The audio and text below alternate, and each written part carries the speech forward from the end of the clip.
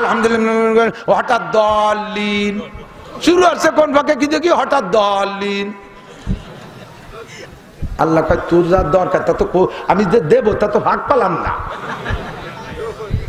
আমরা তারাবি সুবহ আলহামদুলিল্লাহ রাব্বিল আলামিন রহমানির রহিম মালিকিদ দিন ইয়াকান দুইখান স্তাইন ইনদিনাস সিরাতাল মুস্তাকিম সিরাতাল লাযিনা আন'আমতা আলাইহিম গায়রিল মাগদুবি আলাইহিম ওয়ালাদ দাল্লিন।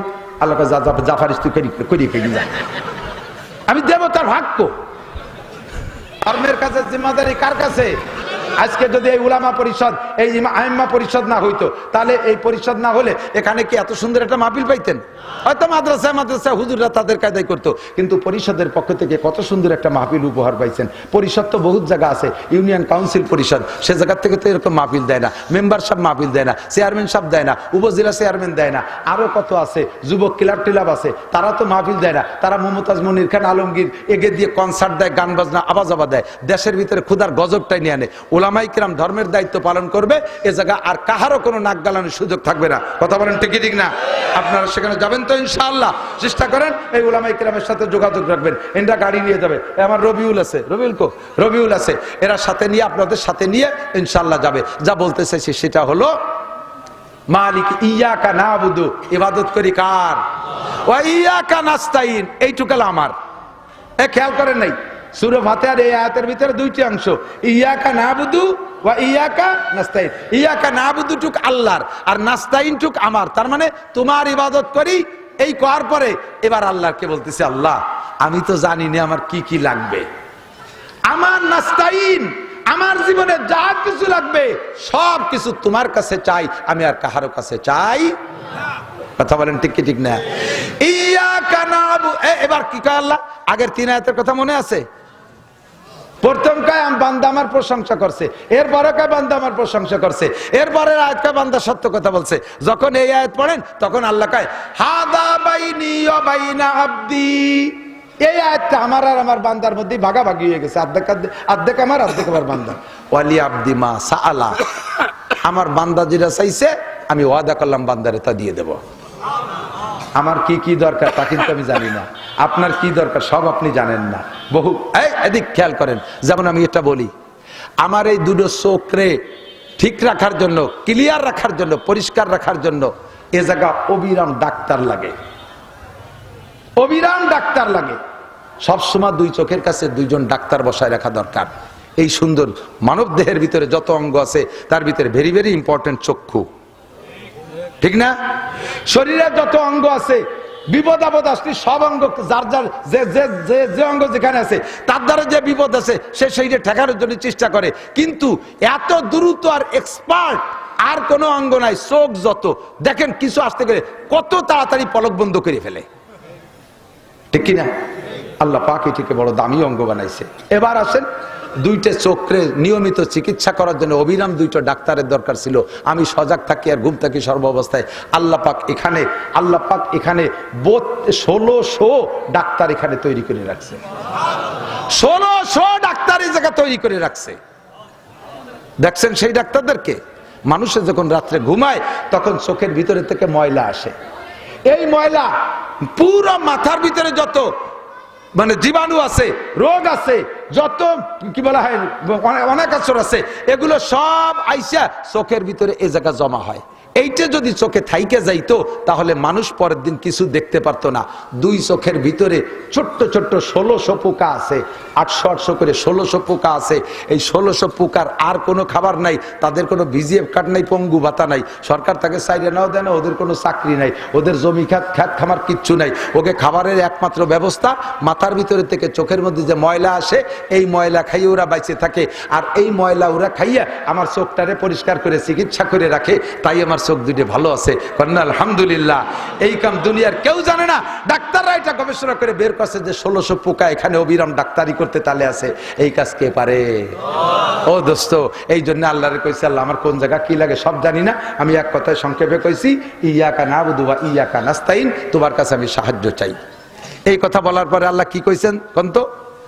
হাজা বাইনি ওয়া বাইনা আবদি ওয়ালি আবদি মা সাআলা। এই আয়াতটা 2 ভাগে বিভক্ত, অর্ধেক আমার আর অর্ধেক আমার বান্দার। আমারটুকু আমি পাইছি, আমার বান্দারটুকু আমি দিয়ে দিলাম।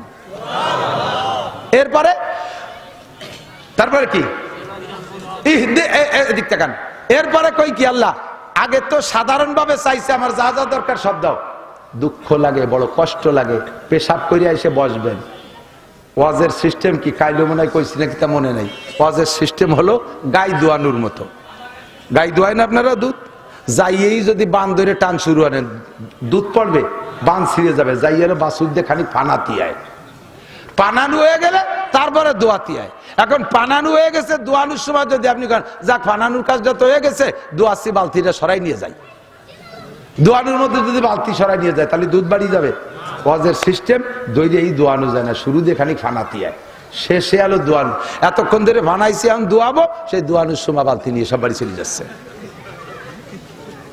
এই জন্যই তো কাজ হয় না, আসল সময় থাকেন না। মূল টাইম ফানানোর পরে শেষ দোয়ানোর সময় সবাই বালতি নিয়ে চলে যায়, শেষ পর্যন্ত বসে থাকতে হবে।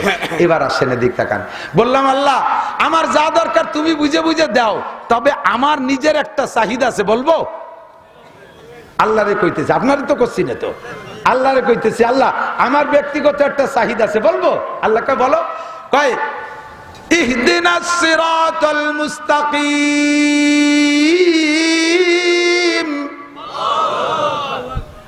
আমাকে সহজ সরল বিশ্ব রোড দেখাই দাও, যেই রোডে উঠে গাড়ি চালাইতে রাস্তা নির্বাচন করা না লাগে। বাঙ্গা রাস্তায় দিয়ে গাড়ি চালাতে গেলি কত চিন্তা লাগে না, এ বাসতে যাবো না, ও বাসতে, ও বাসতে যাবো না, ও বাসতে যাবো। আর বিশ্ব রোড তেলের মতো বাঙ্গার থেকে ঢাকা পর্যন্ত জাতি, ও জায়গাকে রাস্তা নির্বাচন করা লাগে? খালি পিক আপ মোড়াবেন আর এদিক ওদিক তাকাবেন, ফুল বাগান দেখবেন, আর যারা বানাইছে তাকে কথা মনে করলি করলেন, না করলি না করলেন, খালি মোড়াবেন আর চালাতে থাকবেন, রাস্তা দেখা লাগে না। কথা কোন ঠিক কি ঠিক না? এরকম সিরাতে মুস্তাকিম বেচতে যাওয়ার জন্য আমার একটা সিরাতে মুস্তাকিম দেখাও। কারণ রাস্তা তো বহু দেখতেছি, এই আটরশি, চন্দ্রপাড়া, মাইজবান্ডার, সুরেশ্বর, ভোজেশ্বর, ইনায়তপুর, বাহাদুরপুর, তবলিগ, চরমুনাই, এতাহাতি, ওয়াজাহাতি, কাদিয়ানি, হেজবুত তৌহিদ, আহলে হাদিস, আহলে কোরআন, আলিয়া, কওমি, কি জ্বালাই ঘুরি গেছি, কোন দলে কোনটা সিরাতে মুস্তাকিম তো বুঝতে পারতেছি না।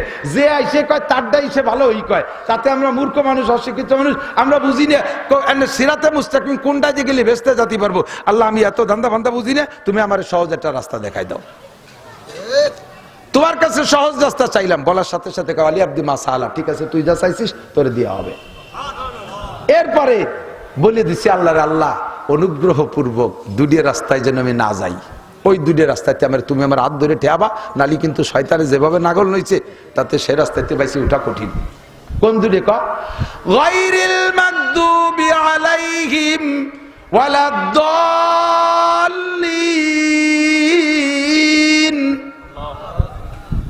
মাগদুবি আলাইহিম ইহুদি, অভিশপ্ত, ইহুদি অভিশপ্ত, দল্লিন পথভ্রষ্ট নাসারা। ইহুদি আর খ্রিস্টান এই দুইটি দলের সাথে আমার নিবা না, এই দুই রাস্তার জন্য আমি চলি না। দোস্ত এই আয়াতগুলো এভাবে পড়ার পরে আল্লাহ কয় ওয়ালি আব্দি মা সাআলা, কিন্তু আপনি যেভাবে পড়িয়ে গেছেন আলহামদুলিল্লাহ হঠাৎ দল্লিন শুরু হচ্ছে, কোন ভাগে কি দেখি হঠাৎ দল্লিন। আল্লাহ কয় তোর যা দরকার তা তো আমি যে দেবো তা তো ভাগ পালাম না। আমরা তারাবি সুবহ আলহামদুলিল্লাহি রাব্বিল আলামিন রহমানির রহিম মালিকিদ দিন ইয়াকানু ইয়াকানস্তাইন ইহদিনাস সিরাতাল মুস্তাকিম সিরাতাল লাযিনা আন'আমতা আলাইহিম গায়রিল মাগদুবি আলাইহিম ওয়ালাদ-দাল্লিন। আল্লাহ কা জাফারিস তুই করি যা, আমি দেব তার ভাগ্য।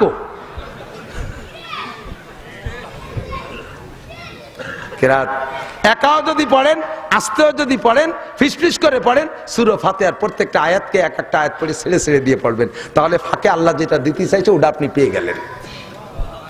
কথা বলেন ঠিক না?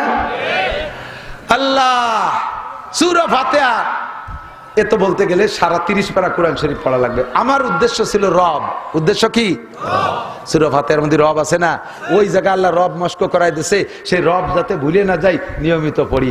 এরপরে আল্লাহ কি কয়, শোনো বান্দা তুমি যদি আমাকে রব বলে স্বীকার করে থাকো আর এই মস্ক ঠিক রাখো, তাহলে তোমার কি হবে এই দিক তাকাও। ইন্নাল্লাযীনা ক্বালু রাব্বুনাল্লাহ, যারা ওই জায়গা রব বলে আইছে রেগুলার নামাজের মধ্যে আমাকে আলহামদুলিল্লাহ রাব্বিল আলামিন বলে স্বীকার করে, আর এই কথার পর অটাল থাকে, প্রতিপালক আমাকে জানে, রিজিক দাতা আমাকে জানে।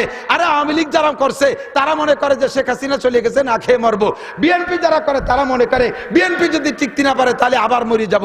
এইরকম যেগুলো করে সেগুলো আল্লাহকে রব বলে একিনের সাথে স্বীকার করেন নাই, মুখে শুধু বলেন, একিনটা ওই জায়গা যায় নাই। আমারে বাঁচানোওয়ালা কে, খাওয়ানোওয়ালা কে, ক্ষমতা দেনেওয়ালা কে, টাকা দেনওয়ালা কে? কথা বলেন না কে? আল্লাহ আমার রব, ঠিক না? এই কথা বলে অটল থাকবা। আমেরিকার কিচ্ছু না, দাদা বাবুরা কিছু না, উন্ডা পিএস না দিলি মরে যাওয়ানি, উন্ডা দান চাল না দিলি মরে যাওয়ানি। নরেন্দ্র মোদী কি আমার রব নাকি? এই জো বাইডেন আমার রব? রাশিয়ার পুতিন আমার রব? রব আমার কে? সে আমারে বানাইছে, আমি কেন মুসলমানের কাছে মুনাজাত পাত্তি যাব? তাকে রব বলে স্বীকার করে যদি দাঁড়িয়ে থাকেন, আল্লাহ কয় দেখো পুরস্কার কারে কয়, সুম্মাস্তাকামু তাতানাজ্জালু আলাইহিমুল মালায়েকা। এই কইতে কইতে তুমি মৃত্যু সজ্জায় শায়িত হবা। তোমার এই অবস্থানটা আমার কাছে এত ভালো লাগে, তোমার জানটা রিসিভ করার জন্য আমি 500 ফেরেশতা পাঠাই দেবো জান্নাত থেকে। 500 ফেরেশতা, তাতানাজ্জালু আলাইহিমুল মালায়েকা, ফেরেশতা নাজিল করা হয়। সংখ্যা হলো হাদিসের ভিতরে, তাফসীরের ভিতরে 500 ফেরেশতা আসে। এই 500 ফেরেশতার হাতে কি থাকে জানেন? জান্নাতের প্লে কার্ড থাকে জান্নাতে। এরা আইসা এই 500 ফেরেশতা 3 দল হয়ে স্লোগান দেয়। একদল কয় আল্লাহ তাখাবু, আল্লাহ তাখাবু, আল্লাহ তাখাবু, কোনো ভয় নাই, কোনো ভয় নাই, মরণে ভয় পেন না, দেখবেন খেলা করে কয় আল্লাহ তাখাবু, ভয় পেন না। আর একদল কয় আপনার বউ ছেলে মেয়ে চিন্তা করতেছেন কোনটা কে রে খাবে, ওয়ালা তাহজানু, ওয়ালা তাহজানু, ওয়ালা তাহজানু, কোনো টেনশন করেন না। 3 নম্বর ফেরেশতা একদল, তারা জান্নাতের প্লেকার্ড চোখের সামনে ধরে কয় ওয়া আবশিরু বিল জান্নাতিল্লাতী কুনতুম তুআদুন। এই জান্নাতের কথা মাওলানা নাসির সাহেব বলছিল, মনে আছে? এই যে সেই বেহেশতে, মরার পরেই যাবেন, মরার পরেই বেহেশতে যাবেন। এরপর আপনি একা একা আর চিন্তা করতেছেন, কোনো চিন্তা নেই, কবরে যে একা কিরা কিরা কিরা কইছে একা। নাহনু আউলিয়াউকুম ফিল হায়াতিদ দুনিয়া, এই দুনিয়ার জিন্দেগিতে আমরা আপনার সাথে আছি, আমরা বন্ধু। অফিল আখেরা, মরার পর আমরা 500 থাকবো। আরো 70,000 কালেকশন করছি জানেন, আরো 70,000 আপনার সাথে সবসময় থাকবে। কোন 70,000? ফজর বাদার মাগরিবাদ সূরা হাসরের শেষ 3 আয়াত পড়ছিলেন না? এই 70,000 ফেরেশতা জীবন ভরে নেকি লাগছে। ওই 70,000 আর এই 500, এই 70,500 ফেরেশতা আপনার জানাজায় উপস্থিত থাকবে এবং মরার পরে কিয়ামতে জান্নাতে দেওয়ার আগ পর্যন্ত আপনার পাশ দিয়ে থাকবে এরা।